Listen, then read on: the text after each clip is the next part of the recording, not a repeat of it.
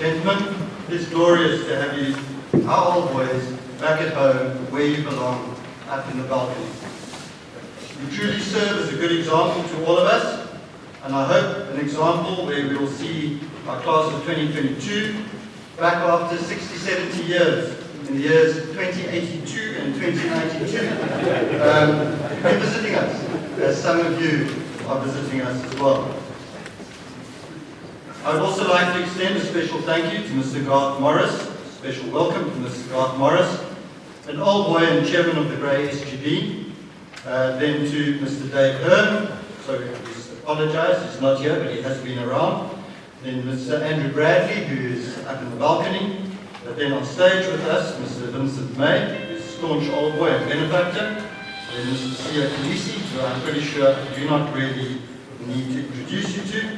And then welcome to Dr. Darren Green.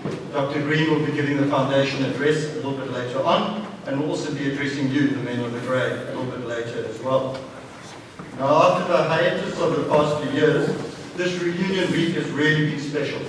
And I need to thank all the really hard-working people who have pulled together. Last night, for example, this hall looked significantly different. People worked throughout the night to be able to get it ready for us this morning. Thank you very much to everybody for their hard work during this time. Let's give them a hand of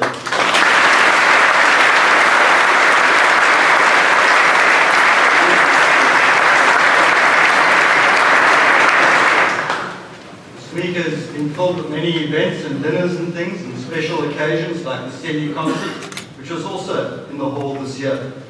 Those of you who attended, I'm sure you'll be able to spread the word what a top-notch performance that was and how special it was. Congratulations to all of our musicians and to Mr. Lyon and his team. Well done, sirs. In fact, all the musicians, please stand so we can actually congratulate you.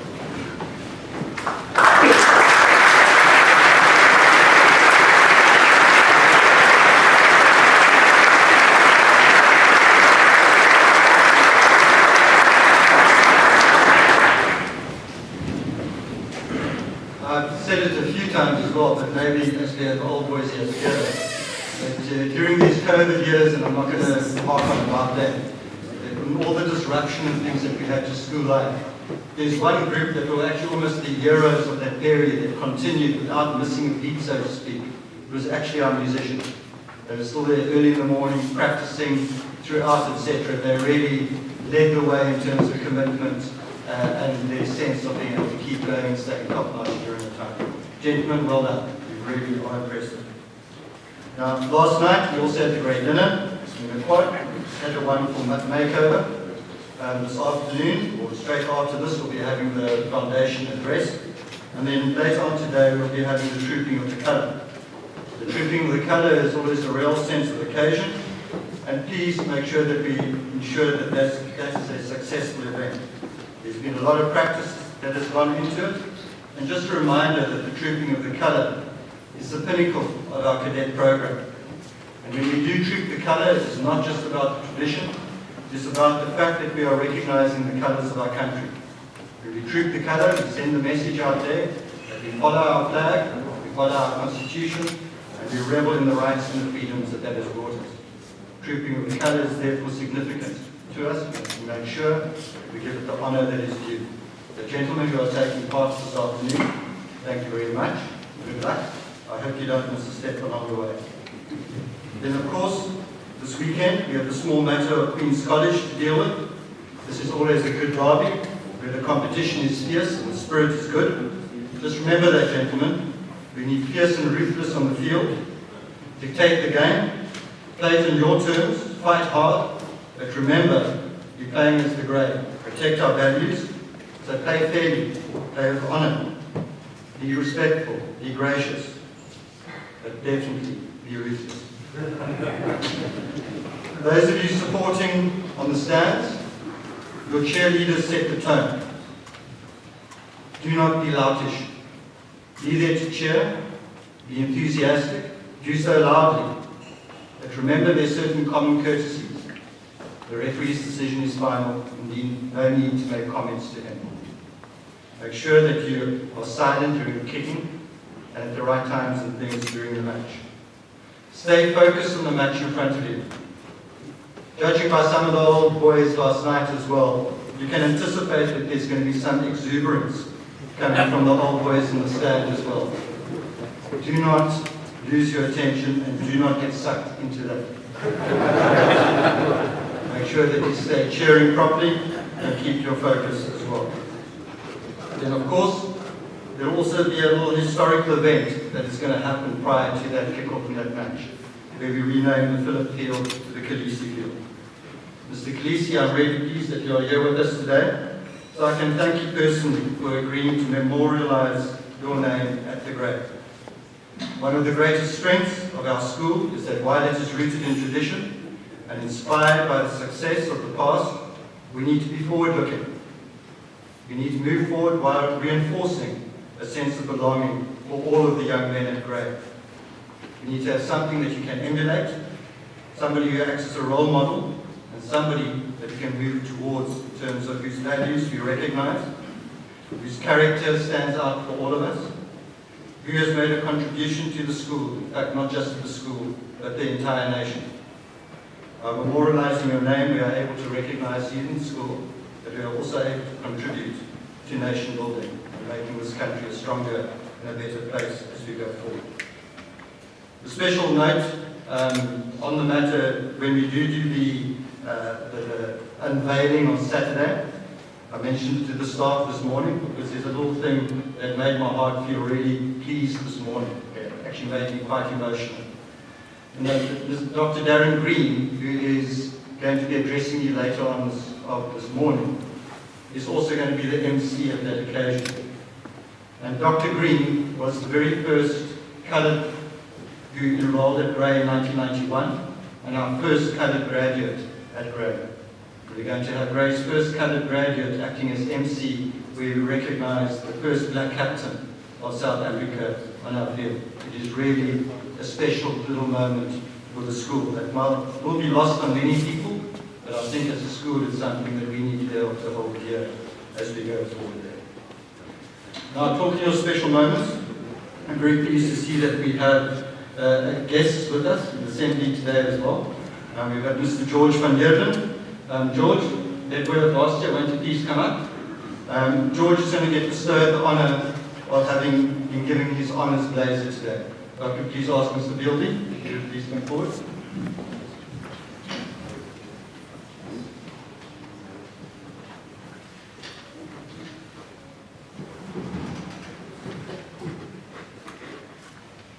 Firstly, I'd like to just also welcome George's mom and dad, and Harry and Tracy. Welcome today. Nice to have you here as well.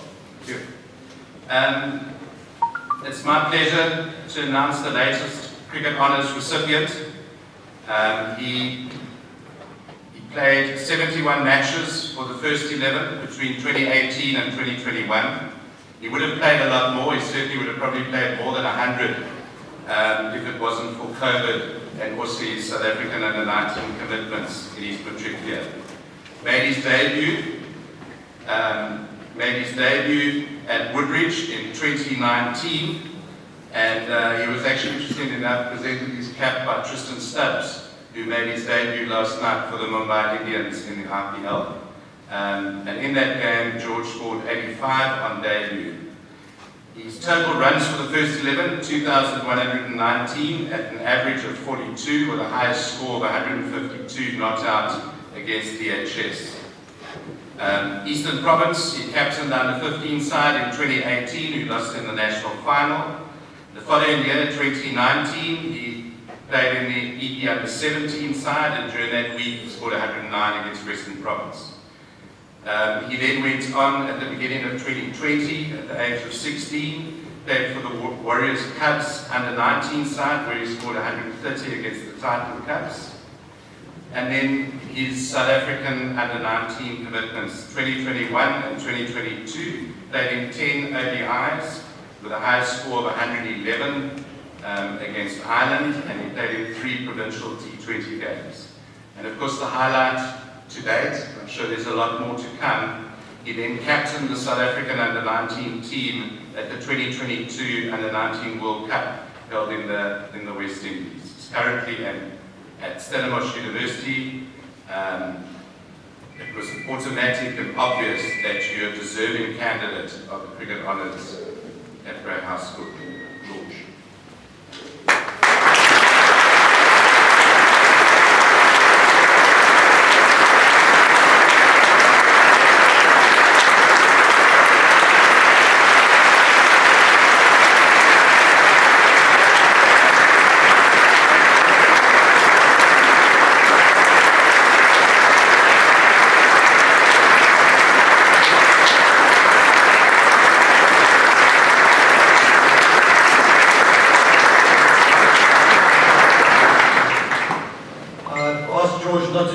Quite yet, because there's something else that I want to do.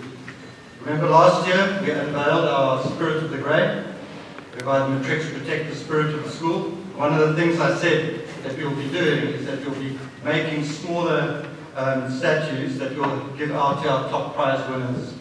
And I think it's important, therefore, though these were not ready last year, that we are able to give George his Spirit of the Grey. Not only was he head boy when we erected the monument, but so his mother Tracy also unveiled that for us. So George, I really think it's important and it's fitting that you're also the first recipient of the Spirit of the Grey, which hopefully you'll be able to put in your desk one day and it can inspire you hopefully to higher things as well.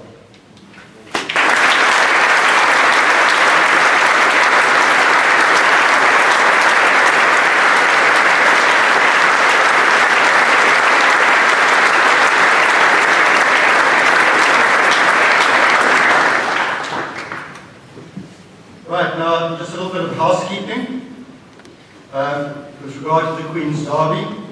Hosting tonight will take place immediately after the trooping at 5 p.m. Rugby will take place here in the hall. Hockey will take place in the quad. Other sports and activities you will host after the matches. The fixtures, the anglers are already out at the Swartkops River. At 12:15 we'll have cross country at the Settlers Park. We'll have chess in the library, debating in the lecture theatre, and squash at Old Grey. Just a reminder that tonight's first hockey match will take place at 8:20. That's a little bit earlier than normal. Then, 6:20. 18:20. Okay. 6:20, and that's actually so the old boys can get to their functions afterwards as well. Then the first 15 will be playing at 3 o'clock tomorrow, but obviously the renaming will take place at 2:30, just prior to that. Please make sure that you are seated by 2:20 so that you can actually start proceedings properly at 2:30. Then with regard to your sport, we do expect full stands. We expect you to wear your blazer, your normal grey blazer, not your honours blazer, and not first team tops. You need to have your normal school blazer on for this time.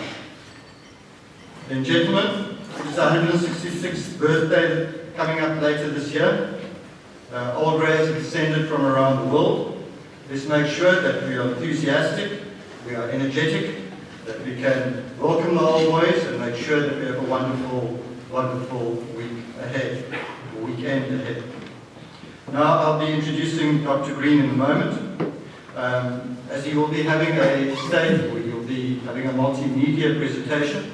If I could just ask the stage party if you could please move to the back of the hall, because we're going to be dropping the screen in a moment. So thank you very much for joining us. You can enjoy the rest of the assembly from the seats at the back.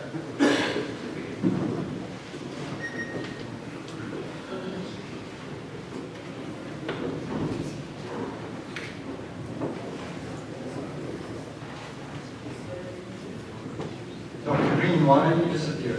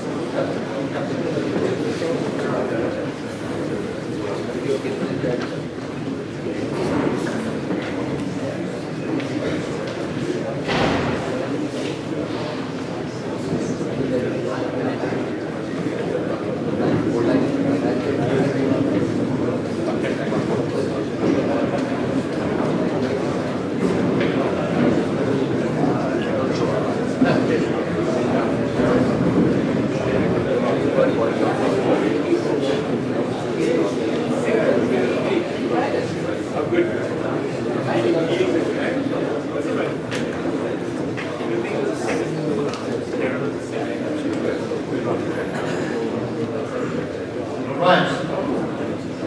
On that note, let me introduce Dr. Green to you.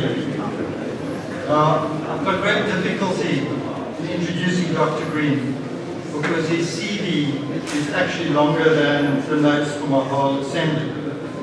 So I'll just pick out a couple of highlights and hopefully Dr. Green can fill in any gaps I might have missed along the way. Now, first of all, Dr. Green began his school career in Port Elizabeth, although he was born in Pietermaritzburg. He went to West End Primary School and then he came to Grey High. That would have been in 1991. While at Grey, he flourished in provincial sports, also becoming the Matric of the Year, the Junior Mayor of Port Elizabeth. He also was chairman of the Grey Union, received full colours for academics and rugby, and he played for the first 15 in 1994 and 1995. After school, he went to Stellenbosch, where he did a degree in medicine and 4 years postgraduate training in neurology. Recently, he's done a master's degree in sports and exercise medicine at University of Stellenbosch as well. While completing his medical degree, he also received a number of awards. For example, the honorary awards for leadership and service, as well as serving the chosen parliamentary representative for discussion on vocational training and community service. He was the youngest president of the South African Medical Students Association. He served the Tygerberg Student Representative Council and Executive Committee as well. In the sports field, Dr. Green played rugby, did athletics and tennis. He was also offered a rugby scholarship to Marty's after school. He played for the Marty's under-21 7 squad and then was shortlisted for the under-23 squad before bowing out due to a shoulder injury. In terms of medicine, he's not just a doctor, but he is also has a role in the media. He's been on the airways for 94.5 KFM. I'm just going to pick out a few of these here, so there's a lot of them. He's also on CapeNet, where he runs his own show, and here he's met Dr. Darren Green. He has been a guest speaker on many, many occasions, and in amongst those occasions, he even throws in a little bit of singing. For those of you who might recognize the younger version of Dr. Green, he was one of the finalists in the very first season of the South African Pop Idols competition. He also has opera training and has trained under the leadership of some of the top opera singers from around the world and in South Africa as well. There are really lots and lots of things I can say about Dr. Green. For me, the most important one, though, is welcome home, sir. It is really good to have a man of your stature amongst us. Thank you, sir.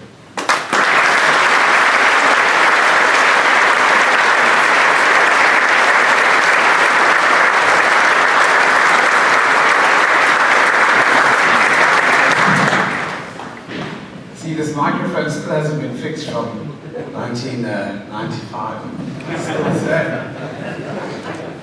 A very, very hearty good morning to you. Thank you, Mr. Director, Mr. Erasmus. Thank you to the Grey Development Trust Board. Thank you to the VIPs in the school who are its current pupils and the staff at Grey High School. It also warms my heart to look up at the gallery and also say thanks for coming to the class of 95.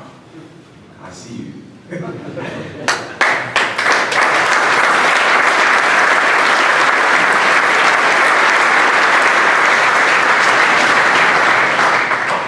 It's always an honor for anyone to go back to their school, is it not? It's so funny, as I sat in Mr. Chris Erasmus's office, the rector's office, just before this talk, I was suddenly reminded and became more nervous and sweaty again in my arms and my... It's so weird. Still going to the headmaster's office still feels quite daunting and scary to a degree. And I'm going to share with you a few very valuable insights as to some memories that I had at the Grey. So, yeah, I'll be delivering the Selly Memorial Lecture in a while, which is Life in Technicolor, from green to grey, and everything in between. And I chose that with a reason, as there are many different spheres in which we could use to interpret that title, which you'll see as the talk unfolds. I'm deeply humbled. Can I ask, the talk's not open. Are you busy with it? Okay. Can I ask that you go on this journey with me? I'm deeply humbled by the opportunity to address you here today, speak into the hearts and minds of a community that has helped shape my character and future. During this journey, I encountered the power of endless possibility. Engaged with many, befriended some magnificent human beings. And today, I am indeed grateful to share my experience with you. And I'll start off by taking you down memory lane. With that shot, I don't even see that shot, that's me, a very thinner version of me actually. And I think the portrait of Peter Parker that I took that photo at is just up on the wall on the left-hand side over there. And that was the rector at the time, for those of you that joined the school a little bit later. And I want to share with you an iconic moment for me in my life. The end of 1990, the first time ever that a person of colour would be allowed to attend school at the Grey. There was an uncomfortable fear of the unknown. The word multiracial was used as a new word. A divine appointment orchestrated by a church minister who knew Terry Griffiths at the junior school. Anyone remember Terry Griffiths? There we go. All the guys that were at junior school would definitely remember him for his contributions. And through this channel, we were able to set up an interview with the rector of Grey High School.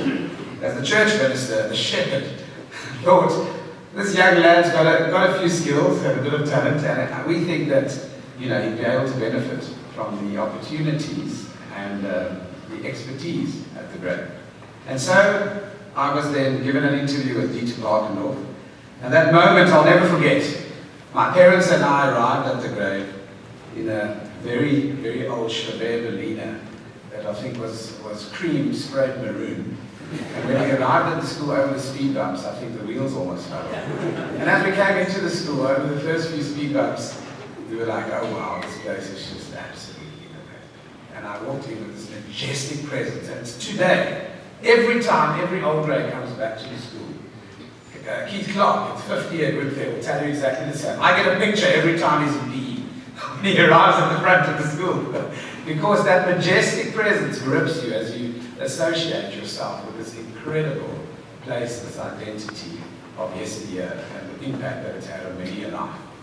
So we arrived and I sat in Dieter's office, and he sat me down next to a rectangular table. It was differently arranged at the time. And my parents were asked to sit in the corner of the room, really, out of the way. And he turned to me and he said, so you want to come to Grey?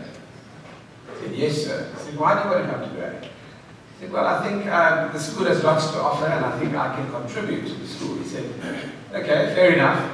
But you've been head boy of your primary school. You've been top academic. You've got every single accolade there is to get at your primary school. You must understand that the standards are different at the Grey.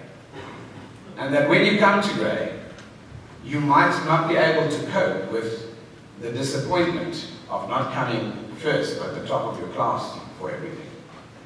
And he said, how are you going to handle that, son? And I said to him, well, it'll make me work harder, sir. I mean, what do you say to a comment like that? What would you say?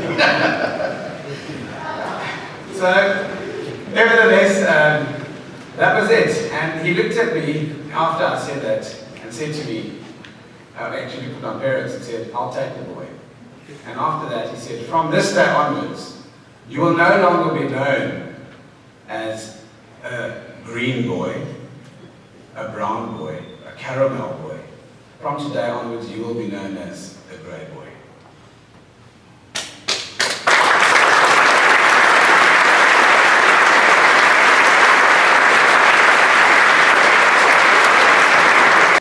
So, on that wonderful note, my parents later gave up everything and we moved to Newton Park. We lived closer to the school, and things just kind of, moved in the right direction. But today I want to talk to you, and specifically you guys. I'll talk at the Saturday lecture a little bit more about some of the other themes. But for the boys that are sitting in front of me right now, how did the ethos of the Grey contribute, and how is it continuing to contribute to my life?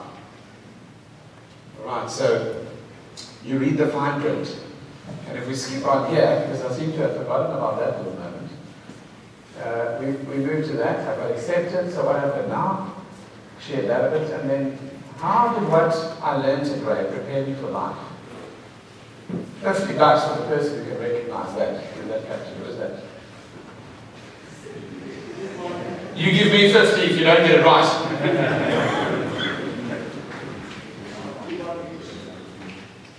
Do you agree with him?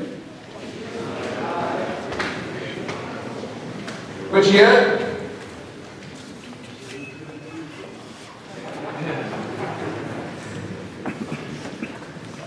Anyone want to challenge him, or do you agree?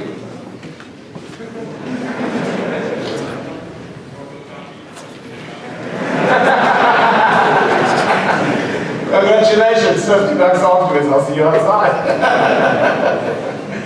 So just understanding that, what happened and how did the Grey prepare me for life? So let me tell you what it does do.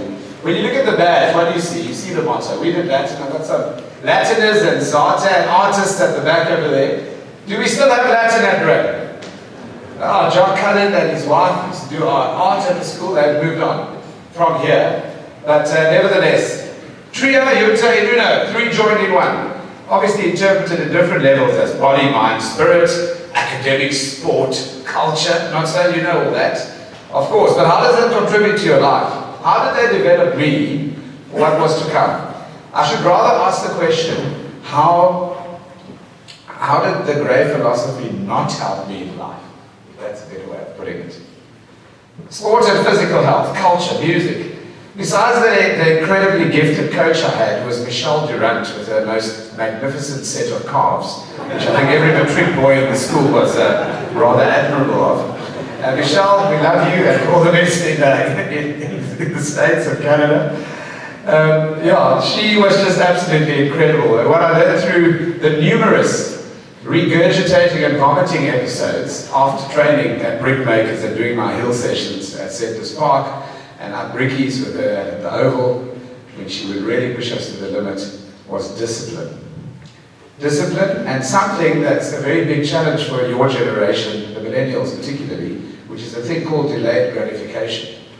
The guys in the gallery that have read M. Scott Peck's Road Less Traveled will know a lot about delayed gratification. And that's, I want it and I want it now. And it's a very strong theme of your generation, of wanting things rather quickly. And that's got a good flip side to it as well, in terms of motivation, drive, ambition. But with that also comes the patient wait for the right moment, the right time, and the right season to prance on the opportunity and to absolutely abuse it and use it. Like we'll do against Queens this weekend. Yes. So, debating at Grey Union, how did that help me in my life? Well, I look back now, you heard about some of the things that I've done in Parliament and different leadership roles, etc. But, developing a set of skills, speaking skills, not crying skills from emotion like right now, is something really special. When you meet the great Honourable Nelson Mandela, Archbishop Desmond Tutu, and the Queen of England herself, those moments made me realise why my education at the Grey was so well-rounded, and I'm grateful for those moments. They added character to my life and made me who I am today. So, I never touched the rugby ball when I arrived at Grey in Standard 6, which is grade 8. I had played soccer at Natal soccer actually in primary school. And when I arrived at the school, obviously, you do your inter-house athletics, and I was spotted as someone that was very fast, and I was told that you will be playing wing.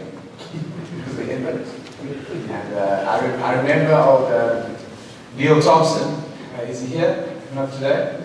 So Neil Thompson, absolutely incredible. He said, Darren, when you get the ball, you run as fast as you can, and you put it down to the other side of that white line. And it was like 5 tries later, I went from the E team to 4 weeks later playing on the 14A at the school. And so under 14 started for me with a real crash course in rugby, and that was my love for rugby started there with great teachers and absolute inspiration from so many of them. On that point, a memory of Neil Thompson as my coach at the time was that because of the 6 taxis I had to take and finish rugby at 5 and try to get back to where we were living at the time, he would actually drop me off at the taxi rank in Causton so that I didn't have to get home in the dark.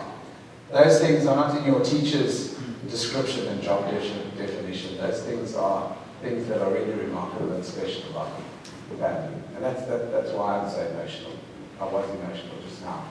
It's been an incredible journey for me with so many people at this wonderful institution.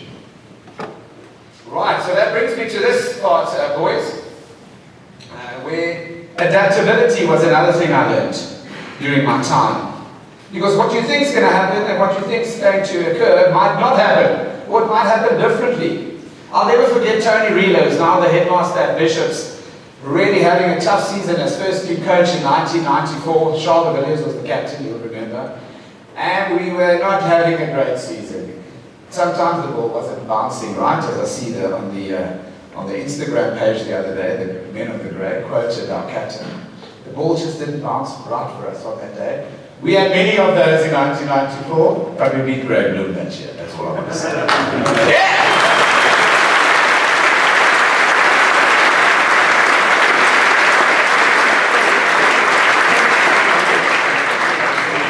So on that magnificent point, adaptability. So Tony really experimented with different combinations and went through a phase where he changed up the combinations at centre, fullback, the forwards, changing positions of the locks to flanks, etc. You guys will remember it. Luca Gallarelli actually reminded me of it yesterday.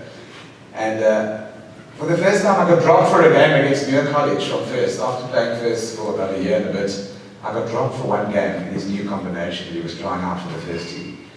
And in that game, not playing for the first team made me hunger so much for it and want to get back. In the only week that I sat out, I scored 4 tries against Muir that day. So the Monday I was back in practice and back in position, which was fantastic. But the lesson is adaptability and the opportunity of learning from failure. Because all of us at times in our lives will have seasons when you don't necessarily get it right to maintain that level of excellence that you used to and always have. So don't underestimate the power of learnings from your failures, which are not failures but rather opportunities to grow. And then, in the sake of time, I think I've got a few minutes left. I thought of referring to something rather significant to the members on the gallery as well. As we go through the different stages of life in terms of our psychological development, but also your life phase, we start with our life here, obviously trying to achieve discipline, skills, trying to pass exams, getting through the different test weeks, etc., to get into an institution to study further and make a career of something. And then it's all about you, it's all about me, it's all about you. You know, you're investing in this meat box, in yourself, right here. But there comes a time, as you get older, when you start realizing life is not just about me, and I can't survive and exist as an island. I need to live outwardly. And a lot of you in the gallery have reached that point when you've achieved accolades in your career, pinnacles in your career, in fact, where you've got to peaks of leadership, management, even in your families, for example, where you get to a point where you realize, I want to leave something behind for future generations. I want to do something bigger than myself. And that's living outwardly. And the one idea I wish to leave with you today is the difference between two very important words. Your ability to adapt, firstly, is something that I'll talk about. But the two very important words are the following. If I show you this picture, I want you to do People look at you. They stare. They all stare. They point at you. They shout things. They make you feel different. It's fantastic. Did you see that coming? Did you hear what he said? Do you understand what he said? Did you expect that outcome of that clip? People look at you, they stare. They all stare. And you think that he's going to feel intimidated because he's different. No. He looks at it as an absolute attribute and an opportunity to be unique and different. How special is that? When I watched that, that shook me to my core because it made me change my perspective of so many things and how we look at things in life. And I thought that was a wonderful example. Those two words I want to ask you about. If I ask you to look at this quickly, you recognize any people on that? Go. Shoot.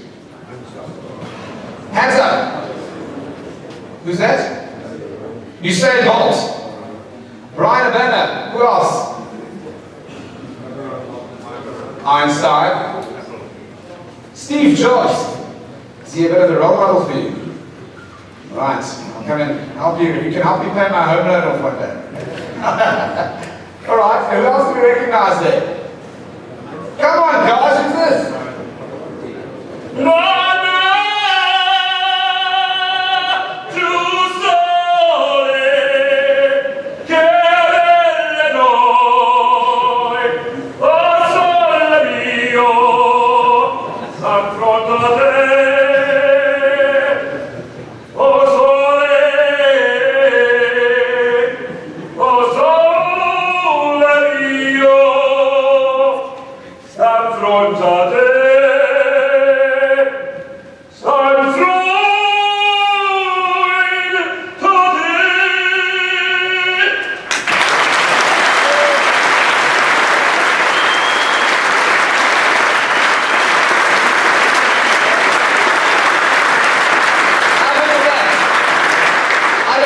And I get inspired.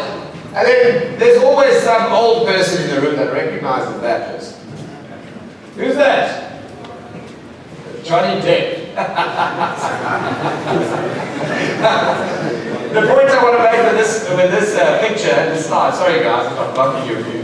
The point I want to make with that one is quite simple, that these people are all at the top of their game that perform well, really well. And for you to get to a place where you perform well, there are a few basics that need to be in place. The first one, obviously, is the basics of your life, like sleep, diet, exercise, and managing your stress and planning. It makes a massive difference. The other things are socially, if you're happy or not. And here at Gray, I've been speaking about family. I've been speaking about the sense of connection that makes you feel fuzzy and warm inside. Makes those guys feel fuzzy and warm inside, like last night when we sang the school song at our function.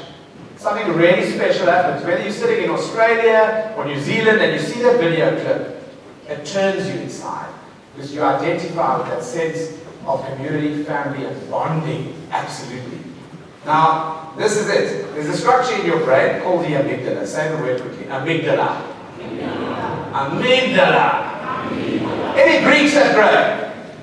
Who's proudly Greek at Gray? Come on! Yes, the word amygdala is Greek for almond, a nut. Not so? An almond nut. A nut. And there's a nut in your brain called the amygdala that's involved with giving you that sense of belonging, that sense of purpose that makes you feel like you belong here or you don't belong here. So my word to you is to remember that word amygdala, the nut. And when you're bonding and you get that fuzzy feeling inside, when you're hooked in and you're giving us a G just now, and we're on that field tomorrow, you've got to remember that moment, that amygdala is busy doing this in the brain. It's resonating. It's going like, hey. And that's what makes you have an emotional connotation to this place and come back to this place when you come through the gates of the brain. So don't forget that. And then those two words, guys, when you look at those people, when you say that they were successful, the people that I showed you in the picture, these people, and if I ask you to look at that picture and I ask you the same question, who of the people that we mentioned are significant? How will you answer the question then? The point I wish to end with today, gentlemen of the Grey, is that there's a primary difference between success and significance. Success is often being recognized externally by others. And where you work, and a lot of the attention gets to yourself, actually. Significance is when you're doing things that influence the lives of other people. It's not about you, it's about others.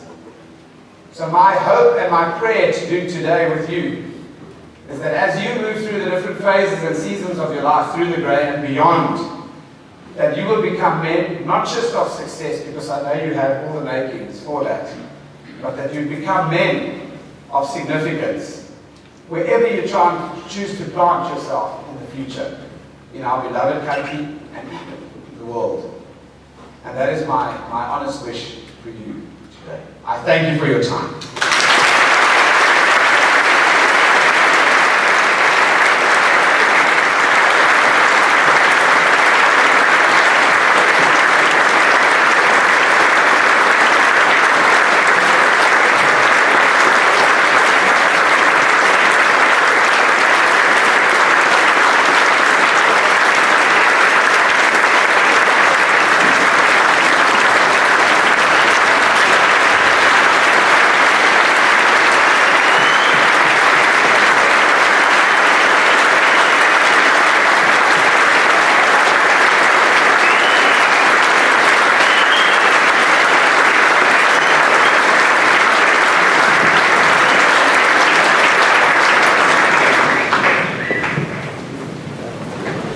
Just on behalf of the school, I'd like to give a massive thanks to Dr. Green for being here today and speaking with us.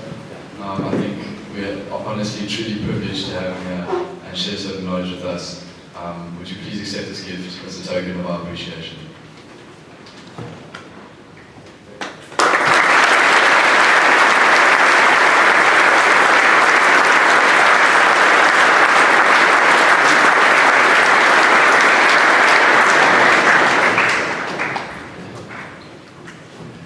Gentlemen, if you please be seated. Dr. Green, I think this is a Your name. And probably you will go.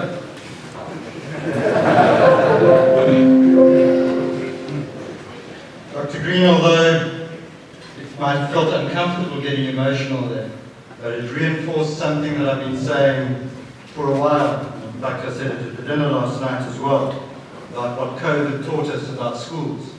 Yes, schools are academics at the center of their beings, but schools are actually about people. It's about the relationships between people, and that's what makes us great. And so that experience amongst each other that creates the spirit in our gears. Thank you very much for contributing that little bit more to that gears and that spirit and that ongoing sense of who we are and who we want to be as a school. Thank you very much, sir. And I call for our reading.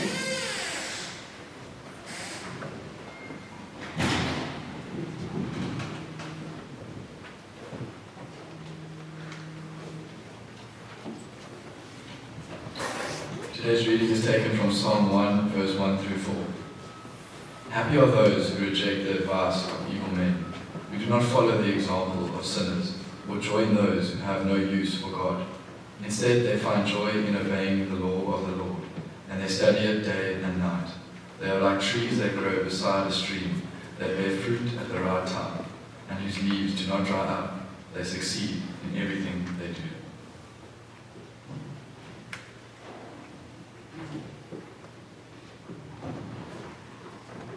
Would you please stand?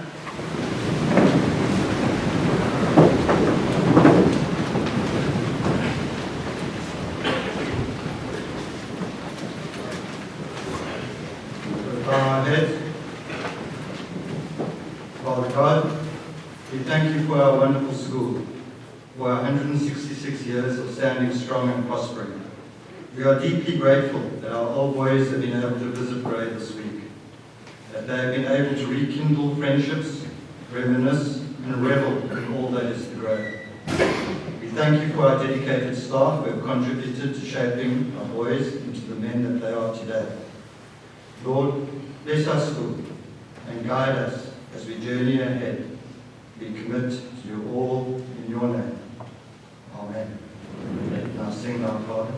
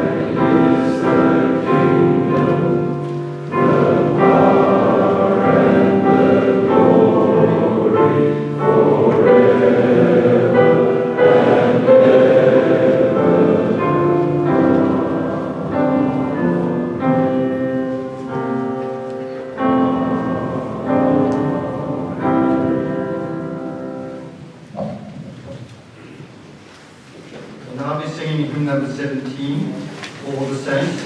Wait, before we do so, there was a notice here something in the gallery. Could I please ask old boy John Wiesman Simmons to come down and join our matrics at the bottom here. For All the Saints was written by his great-great-grandfather, Bishop William Walshman, who wrote this beloved hymn for us. I think it's appropriate, therefore, that he comes and joins our matrics and is part of the singing.